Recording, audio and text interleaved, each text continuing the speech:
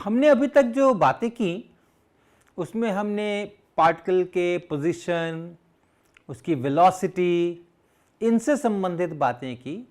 Velocity मालूम करने के लिए हमें डिस्टेंस और टाइम की ज़रूरत पड़ती है, तो एक फ्रेम से दूसरे फ्रेम में जाने पे किस तरह से डिस्टेंसेस का हम हिसाब किताब करते हैं, टाइम का कैसे हिसाब किताब करते हैं, ये सब चर्चाएं हमने इनको की। और इसको हम लोग काइनामेटिक्स कहते हैं। तो ये रिलेटिविस्टिक काइनामेटिक्स है जिसमें हम लोग परिभाषाओं का इस्तेमाल करते हैं, लेकिन फोर्स कैसे लगेगा, कितना एक्सेलरेशन पैदा होगा, लीनियर मोमेंटम का क्या होगा, मास का क्या रोल है, इनकी चर्चा नहीं करते, तो वो काइनेमेटिक्स कहलाती है। और जब इनकी चर्चा जब हम करते हैं तो वो डायनामिक्स कहलाता है। न्यूटन का जो नियम है फोर्स बराबर मास इनटू एक्सेलरेशन जो हम इस्तेमाल करते हैं, वो डायनामिक्स का एक बहुत महत्वपूर्ण इक्वेशन है। उसी में से बहुत सारी चीज़ें, लीनियर मोमेंटम वगैरह वगैरह चीज़ें निकलती हैं। तो अब हम आगे रिलेटिविस्टिक डायनामिक्स की बात करेंगे कि अगर लार्ज वेलोसिटीज़ इन्वॉल्व हों तो ये वाले इक्वेशंस कैसे बदलते हैं।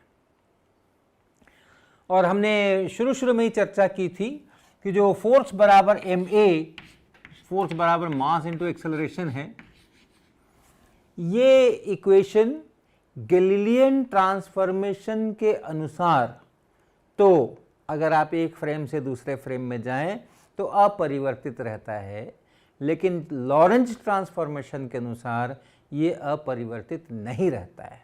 और इसलिए इसके अंदर चेंज की ज़रूरत है। सिर्फ इसलिए नहीं कि लॉरेंज ट्रांसफॉर्मेशन के अनुसार ये इनवेरिएंट हो जाए, बल्कि इसलिए भी कि इससे जो हम रिजल्ट सोचते हैं, कैलकुलेशन करके निकालते हैं, हमारी प्रयोगशालाओं में वैसा नहीं होता है। अगर हम किसी इलेक्ट्रॉन को हम एक्सेलरेट करें तो इस रूल के अनुसार हम अगर फोर्स लगाते रहें, बहुत देर तक फोर्स लगाते रहें, एक्सेलरेशन पैदा होता रहे, स्पीड उसकी बढ़ती रहे, तो उसको किसी भी स्पीड तक ले जा सकते हैं। लेकिन प्रयोगशालाओं में ऐसा नहीं होता है। हम चाहे जितना फोर्स और चाहे जितनी देर तक लगाएं, पार्टिकल की स्पीड कभी भी speed of light in vacuum से ज़्यादा नहीं होती है। तो इन नियमों में संशोधन की ज़रूरत है ताकि जो हम प्रयोगशाला में पाते हैं उसके अनुसार भी ठीक हो जाएं और लॉरेंज ट्रांसफॉर्मेशंस के अनुसार भी ठीक हो जाए। तो इनकी थोड़ी सी चर्चा अब हम लोग आगे के कोर्स क्लासेस में करेंगे। तो एक तो हम इसका एक दूसरा रूप लिखते हैं, F बराबर dp/dt, यानी rate of change of linear momentum, और ये वेक्टर इक्वेशन है दरअसल, तो आप इसको यूं भी लिख सकते हैं। और ये बराबर dd m into V, mass into velocity. ये रूल है, ये सेंट्रल इक्वेशन है ये।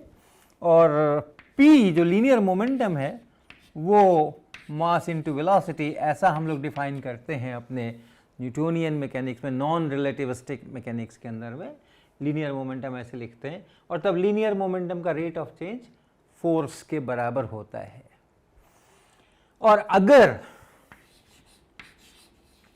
ये force zero, external force zero हो,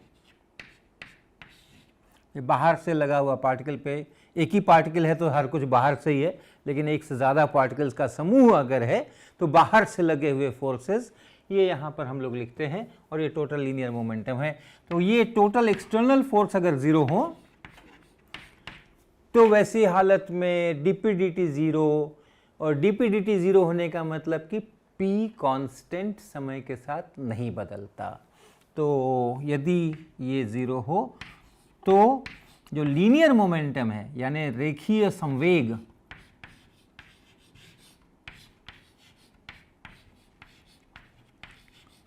ये नहीं बदलता, ये अपरिवर्तित रहता है।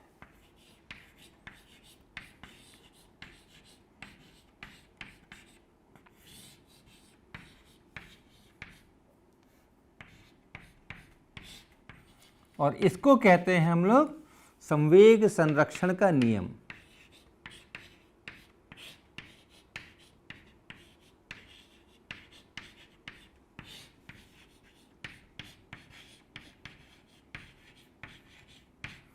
Law of conservation of linear momentum.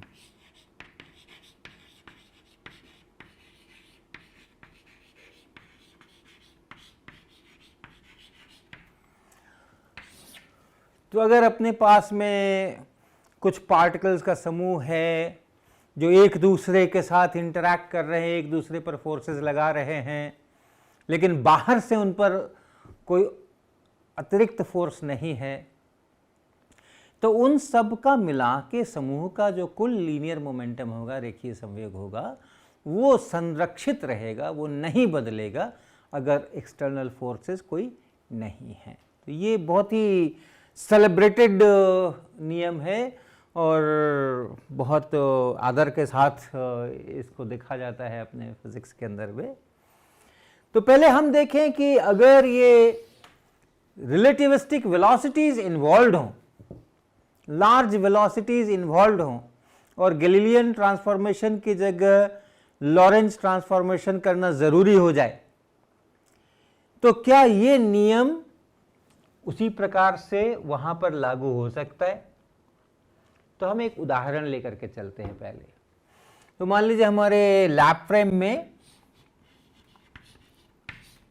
या जिसको हम एस फ्रेम भी कहेंगे, इसके अंदर में एक पार्टिकल है जिसका मास कुछ कैपिटल एम है, जो रेस्ट में है। शुरू में ये रेस्ट में है और उसके बाद उसका विखंडन हो जाता है, वो टूट के दो हिस्सों में बट जाता है और बराबर बराबर एक जैसे दो हिस्सों में बटता है। तो वैसी हालत में इसके जब दो टुकड़े हो जाएंगे तो एक टुकड़ा यहाँ, एक टुकड़ा यहाँ, एक दिशा में चलेगा, दूसरा दूसरी दिशा में चलेगा। और चूंकि एक जैसे दोनों टुकड़े हुए हैं, बराबर बराबर टुकड़े हुए हैं, तो इसका मास जो है उसको हम m/2 लिखेंगे, इसका मास m/2 लिखेंगे। हम ये मानकर चलते हैं कि जो द्रव्यमान है, इस तरह के इंटरेक्शंस में द्रव्यमान नहीं बदलता, द्रव्यमान हमेशा बराबर रहता है। तो इस घटना के पहले, विखंडन के पहले जितना इसका द्रव्यमान था, जितना मास था, उतना ही बाद में भी होना है। तो इसको आप कंजर्वेशन ऑफ मास भी कह सकते हैं, द्रव्यमान का संरक्षण। और चूंकि बराबर बराबर टुकड़े किए हैं इसलिए m/2 और इधर अगर इसकी वेलोसिटी v होगी तो इसकी भी वेलोसिटी इधर v होगी, क्योंकि संवेग संरक्षण का नियम है। शुरुआत में विखंडन के पहले ये हमने रेस्ट में मान के चला है और इसलिए इसका रेखीय संवेग 0 है, इसका वेग 0 है, रेस्ट में है और इसलिए लीनियर मोमेंटम भी 0 है। तो विखंडन के बाद भी इसका लीनियर मोमेंटम 0 ही होना चाहिए। तो इस तरफ अगर m/2 इंटू वी है तो उल्टी दिशा में भी m/2 इंटू वी होना चाहिए ताकि मिलकर के 0 हो जाए। तो यानी इस फ्रेम में, लैब फ्रेम में, law of conservation of linear momentum लागू हो रहा है। अब इसी घटना को आप एस प्राइम फ्रेम से देखें और वो एस प्राइम फ्रेम जो है वो इस एस फ्रेम की अपेक्षा v वेलोसिटी से, इसी v वेलोसिटी से, जो यहाँ v लिखा है, इसी v वेलोसिटी से और दाहिनी तरफ चल रहा है। और इस फ्रेम में देखें तो प्रारंभिक स्थिति क्या है, विखंडन के पहले की क्या स्थिति है इस फ्रेम में। चूंकि ये एस फ्रेम में ये रेस्ट में है तो इसलिए एस प्राइम में देखेंगे तो ये उल्टी दिशा में बाईं तरफ v वेलोसिटी से चल रहा है। तो प्रारंभिक स्थिति है कि ये मास है m जो कि इस तरफ को v वेलोसिटी से चल रहा है, ये शुरू की स्थिति है। और टूटने के बाद क्या हुआ, टूटने के बाद एस प्राइम फ्रेम में अगर इस पार्टिकल को देखेंगे तो एस प्राइम भी लैब में v वेलोसिटी से चल रहा है और ये पार्टिकल भी लैब में v वेलोसिटी से चल रहा है, एक ही डायरेक्शन में चल रहा है। तो इसलिए एस प्राइम में ये पार्टिकल स्थिर होगा, रेस्ट में होगा। ये जो दूसरा वाला पार्टिकल है वो रेस्ट में होगा, इसकी वेलोसिटी 0 होगी।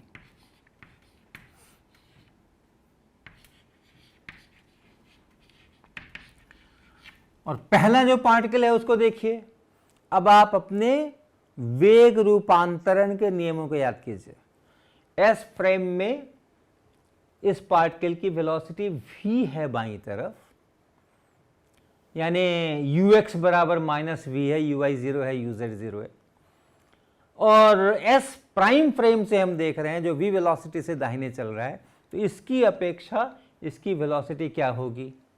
तो उसकी अपेक्षा इसकी वेलोसिटी कुछ कैपिटल v होगी, जो कि बराबर होगी, इस साइड में तो हमने लिख ही लिया है इसलिए माइनस का झंझट नहीं है, 2v plus 1 by 1 plus V square by C square.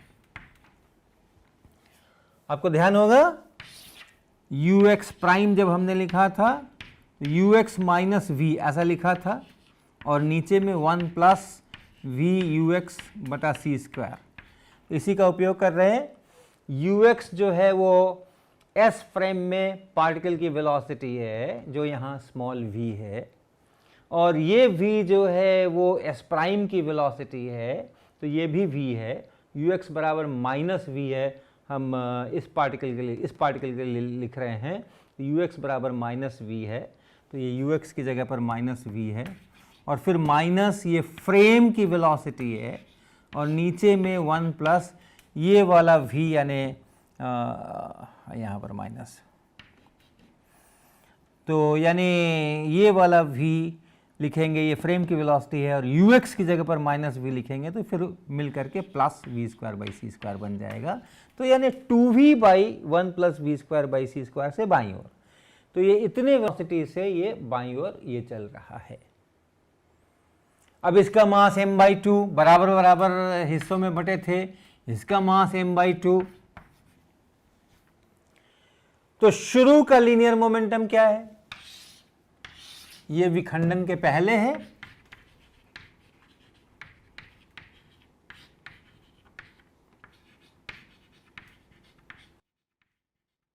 ये विखंडन के पहले है,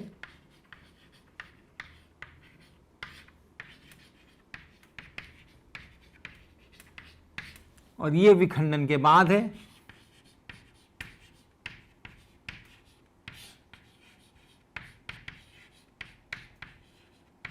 ये विखंडन के बाद है।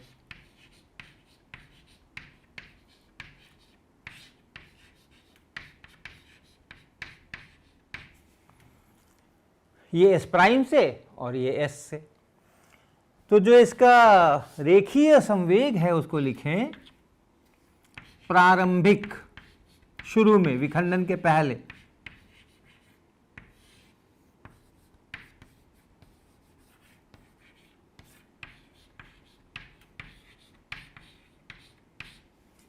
वो है m इंटू वी बाईं तरफ, माइनस mv, और विखंडन के बाद अंतिम रेखीय संवेग लिखें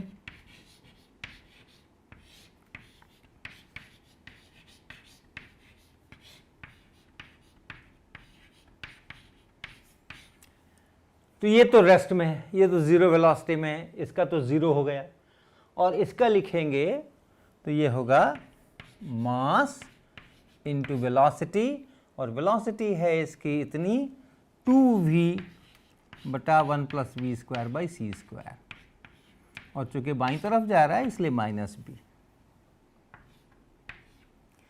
तो आप देख रहे हैं प्रारंभिक रेखीय संवेग अंतिम रेखीय संवेग के बराबर नहीं है। तो हम देख रहे हैं कि ये जो रेखीय संवेग के संरक्षण का नियम है वो इस s प्राइम फ्रेम में सही नहीं उतर रहा है, लेकिन हमारे जो पोस्टुलेट्स हैं रिलेटिविटी के, उसके अनुसार प्रकृति के नियम सभी इनर्शियल फ्रेम्स में एक ही फॉर्म में होते हैं, एक ही स्वरूप में होते हैं। तो अगर लीनियर मोमेंटम को कंजर्व होना है, रेखीय संवेग को संरक्षित होना है एस फ्रेम में, तो एस प्राइम में भी होना चाहिए। तो यानी हमें कुछ परिवर्तन करने पड़ेंगे। हमने जो ये मान के चला है P बराबर m into V, mass into velocity, इसमें कुछ परिवर्तन की आवश्यकता है। तो कैसा परिवर्तन हम कर सकते हैं? और ध्यान दें, जब वेलोसिटीज छोटी हो जाएं तो फिर ये नियम सही भी होने चाहिए, क्योंकि सारी प्रयोगशाला के जो हमारे परिणाम है छोटी वेलोसिटीज के लिए न्यूटन के नियम से बिल्कुल अच्छी तरह से चलते। तो हम ऐसा करेंगे कि जो लीनियर मोमेंटम है उस लीनियर मोमेंटम को मानेंगे मास इनटू वेलोसिटी, और उसके बाद एक फैक्टर से गुणा करेंगे इसको, किसी फैक्टर जो वेलोसिटी पर डिपेंड होगा। ऐसा कुछ संशोधन हम करना चाहेंगे, और ये एक ऐसा फैक्टर है, ये वेलोसिटी पर डिपेंडेंट फैक्टर है ये, और ये ऐसा है कि जब v छोटा हो जाए, एज v टेंड्स टू 0, जब v छोटा होने लगे तो fv को हो जाना चाहिए 1, इसको 1 हो जाना चाहिए ताकि हमारा पुराना डेफिनेशन वापस मिल जाए। और अब ये कौन सा फैक्टर है, कैसा फैक्टर है, उसको हम लोग निकालने की कोशिश करेंगे किसी उदाहरण से। और ये जो चीज है मास इनटू ये वेलोसिटी का फैक्टर, इसको हम लोग एक अलग नाम देंगे, और वो नाम होगा रिलेटिविस्टिक मास या आपेक्षिक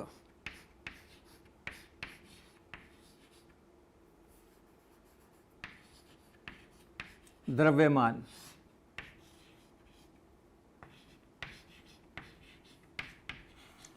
ये रिलेटिव मास नहीं है, आपेक्षिक का अर्थ वैसे रिलेटिव होना चाहिए, ये इसको हम लोग रिलेटिविस्टिक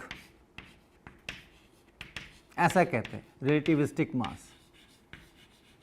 ये जो फैक्टर है मास और ये जो वेलोसिटी डिपेंडेंट फैक्टर है उसको हम लोग रिलेटिविस्टिक मास कहते हैं, और m इंटू एफ वी, ये इस चीज़ को हम लोग रिलेटिविस्टिक मास कहेंगे। और ये जो m है अलग से, इसको, इस वाले मास को और इस वाले मास को अलग करने के लिए, ताकि हमें कोई कन्फ्यूजन नहीं हो, हम लोग इसको m0 ऐसा लिख देते हैं, m0। जो न्यूटोनियन मैकेनिक्स में जो मास है, जो नॉन रिलेटिविस्टिक केसेस में जिसको हम द्रव्यमान कहते हैं, यानी लो वेलोसिटीज पर जिसको हम द्रव्यमान कहते हैं, उसके लिए हम ये संकेत 0 और लगा देते हैं ताकि हमें ध्यान रहे कि हम इसकी बात कर रहे हैं, और इसको जब इससे गुणा कर लेते हैं तब फिर उसको हम लोग रिलेटिविस्टिक मास कहेंगे। तो ये m0 जो है, ये इसको हम लोग रेस्ट मास कहते हैं, विराम द्रव्यमान कह सकते हैं आप।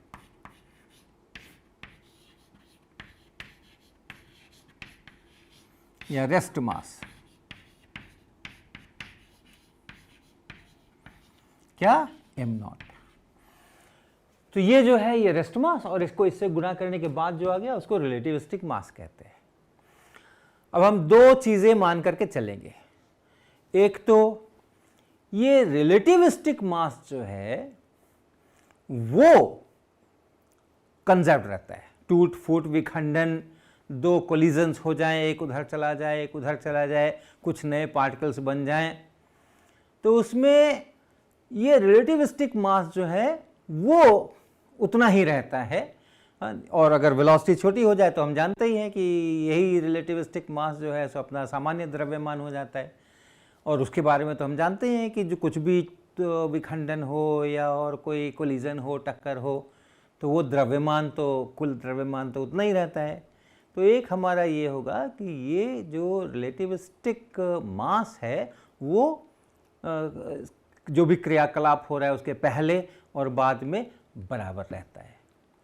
और दूसरा हम मानकर चलेंगे कि जो लीनियर मोमेंटम हमने ऐसा डिफाइन किया है, ये लीनियर मोमेंटम सभी फ्रेम्स में संरक्षित रहता है, और तब हम इस Fv का क्या फॉर्म होगा ये निकालने की कोशिश करेंगे। तो हम फिर से वही उदाहरण लेते हैं। हमारे पास एक पार्टिकल है और उस पार्टिकल का विखंडन हो रहा है, और एस फ्रेम से हम देख रहे हैं, लैप फ्रेम से हम देख रहे हैं, तो ये पार्टिकल शुरू में रेस्ट में है, बाद में इसके दो हिस्से हो गए और बराबर बराबर हिस्से हुए, एक ही तरह के दो हिस्से हुए हैं, और ये एक तरफ को v वेलोसिटी से चलेगा तो ये दूसरी तरफ को v वेलोसिटी से चलेगा। इसका कुछ मास m होगा, इसका कुछ मास m/2 होगा, और इसका भी मास m/2 होगा। ये मास जो हम लिख रहे हैं ये रिलेटिविस्टिक मास लिख रहे हैं हम, और इसीलिए यहाँ m और यहाँ इन दोनों का जोड़ बराबर है, क्योंकि इसकी भी वेलोसिटी वही है, इसकी भी वेलोसिटी वही है, इसलिए ये दोनों रिलेटिविस्टिक मास भी बराबर है। और इसी घटना को हम एस प्राइम फ्रेम से देखेंगे। यहां लीनियर मोमेंटम कंजर्व्ड है, शुरू में लीनियर मोमेंटम 0, बाद में भी लीनियर मोमेंटम 0, और हम ये डिमांड करेंगे कि एस प्राइम में भी ये लीनियर मोमेंटम का कंजर्वेशन होना चाहिए। तो ये अगर एस फ्रेम है और इस के साथ ये एक एस प्राइम फ्रेम भी हम कल्पना कर रहे हैं जो दाहिनी तरफ v वेलोसिटी से चल रहा है, और इस फ्रेम के अंदर में अगर हम इन चीज़ों को देखेंगे तो क्या पाएंगे? इस फ्रेम में ये जो पार्टिकल है ये लेफ्ट साइड में नेगेटिव एक्स एक्सिस की साइड में इस v वेलोसिटी से चल रहा होगा। तो इसलिए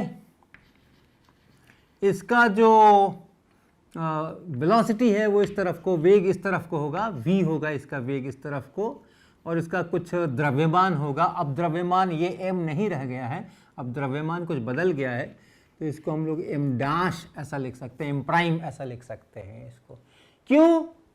पार्टिकल वही है, रेस्ट मास वही है, लेकिन यहाँ वो रेस्ट में है तो ये उसका रेस्ट मास है, और यहाँ ये मूव कर रहा है तो ये इसका रिलेटिविस्टिक मास है। हमने उस फैक्टर से गुणा कर लिया है। इसको देखें, इस पार्टिकल को, ये पार्टिकल एस प्राइम में रेस्ट में है, क्योंकि एस प्राइम भी इस तरफ को चल रहा है और ये भी इस तरफ को चल रहा है, एस प्राइम में ये रेस्ट में है।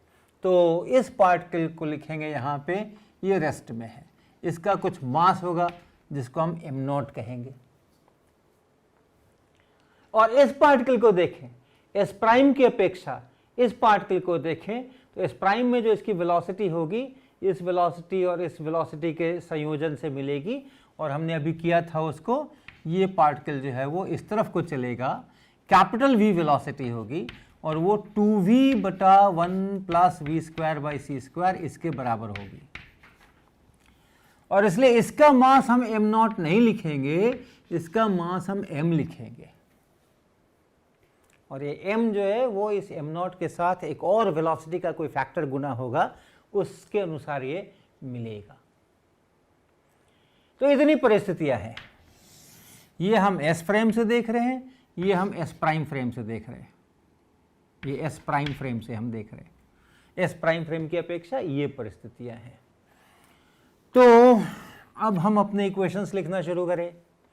सबसे पहले मास का कंजर्वेशन, द्रव्यमान उतना ही रहना चाहिए शुरू में और बाद में। तो ये जो मास है m प्राइम, ये बराबर होना चाहिए ये प्लस ये, अर्थात m प्लस m नॉट, ये एक हो गया। दूसरा, जो प्रारंभिक रेखीय संवेग है और अंतिम रेखीय संवेग है उनको बराबर होना चाहिए।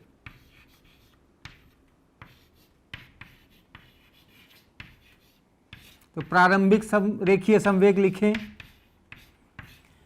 कितना? ये m प्राइम इंटू v,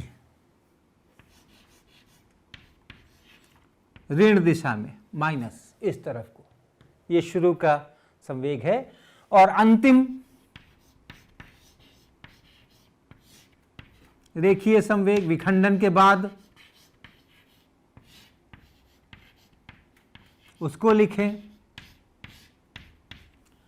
तो इसका तो शून्य है, ये तो रेस्ट में है, इसी का लिखना है, और वो मास इंटू ये वाला वेलोसिटी, अर्थात माइनस मास 2v बटा 1 plus V square by C square, और इन दोनों को बराबर होना चाहिए। तो क्या लिखेंगे हम? m प्राइम v बराबर, माइनस माइनस को काट लीजिए, और 2 और छोटा m v बटा 1 plus V square by C square, इस v को भी काट लीजिए। तो क्या पा रहे हैं हम? यहाँ m डैश बराबर इतना है, ये मेरा दूसरा इक्वेशन है, और यहाँ m डैश m प्राइम बराबर इतना है। इन दोनों को अगर आप देखें तो इतना बराबर इतना लिखेंगे, m प्लस एम नॉट बराबर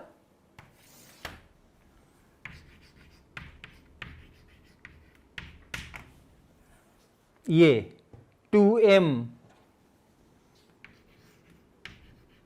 बटा 1 plus V square by C square, 1 plus V square by C square. m को उस तरफ ले चलें तो m नॉट बराबर ये माइनस m हो जाएगा, उस m को हम कॉमन ले लें बाहर, तो क्या बचेगा 2 by 1 plus V square by C square minus 1। इस m को इधर ले लिया, m को कॉमन ले लिया, तो ये इतना बना, अर्थात m यहाँ पे 1 plus V square by C square और यहाँ पे 2 माइनस इतना 2 और फिर minus 1 plus V square by C square, अर्थात m into 1 minus V square by C square और बटा 1 plus V square by C square. m naught में और m में ये संबंध है, लेकिन ये छोटा v जो है वो इस पार्टिकल की वेलोसिटी यहाँ वाली है, ये वाली वेलोसिटी है, इस पार्टिकल की वेलोसिटी नहीं है, इस पार्टिकल की वेलोसिटी कैपिटल v है। इसलिए इसके रिलेटिविस्टिक मास को इसके रेस्ट मास से अगर मुझे कंपेयर करना है और वो फैक्टर निकालना है तो ये सब कुछ इस कैपिटल v के पद में लिखना पड़ेगा, और वो आप देखिए आसान है। अगर आप इसको कैलकुलेट करें 1 minus capital V square by C square, तो कैपिटल वी स्क्वायर का मतलब ये इतना 4 V square by C square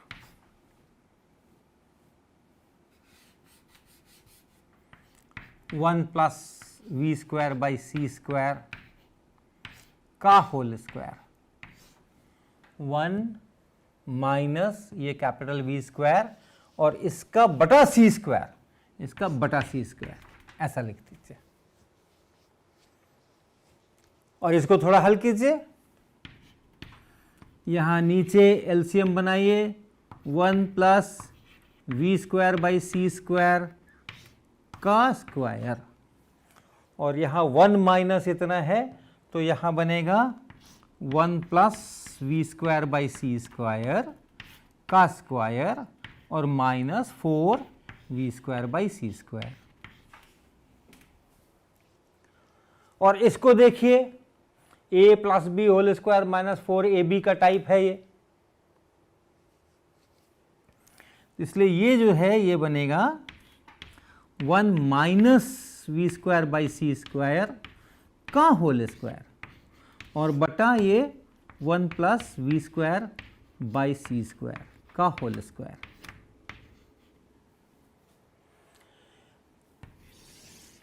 ये क्या है, यहां से देखिए ये क्या है, 1 minus V square by C square divided by 1 plus V square by C square, और यहाँ है 1 minus V square by C square बटा 1 plus V square by C square का स्क्वायर, यानी ये इसी का वर्गमूल है। ये जो क्वांटिटी यहाँ लिखी हुई है वो इसी का स्क्वायर रूट लिखा हुआ है, अर्थात इसका स्क्वायर रूट लिखा हुआ है, और इसलिए हम लिखेंगे m नॉट बराबर m और गुना ये फैक्टर जिसकी जगह हम लिखेंगे square root of 1 minus V square by C square, capital V square by C square, यानी m बराबर m naught divided by square root 1 minus V square by C square.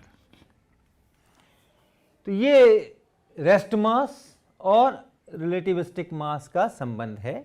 ध्यान रहे ये m और m नॉट जो है वो ये हैं, और ये वही पार्टिकल है या सिमिलर पार्टिकल है, ये एक जैसे दो पार्टिकल्स में हमने तोड़ा था, तो जैसा ये पार्टिकल है वैसा ही ये पार्टिकल है, जितना इसका रेस्ट मास है उतना ही इसका रेस्ट मास है, इसलिए इस पार्टिकल का रेस्ट मास m नॉट है और इस पार्टिकल का जो रिलेटिविस्टिक मास है वो हम यहाँ नीचे लिख रहे हैं, और ये पार्टिकल इस कैपिटल V वेलोसिटी से चल रहा है। तो जिस वेलोसिटी से पार्टिकल चल रहा है उसी वेलोसिटी को आप यहाँ यूज करेंगे तो रिलेटिविस्टिक मास निकलेगा, और जो लीनियर मोमेंटम है वो इस रिलेटिविस्टिक मास को और जिस वेलोसिटी से पार्टिकल चल रहा है उसको गुणा करने पर मिलेगा, अर्थात ये होगा m0 v बटा square root 1 minus V square by C square.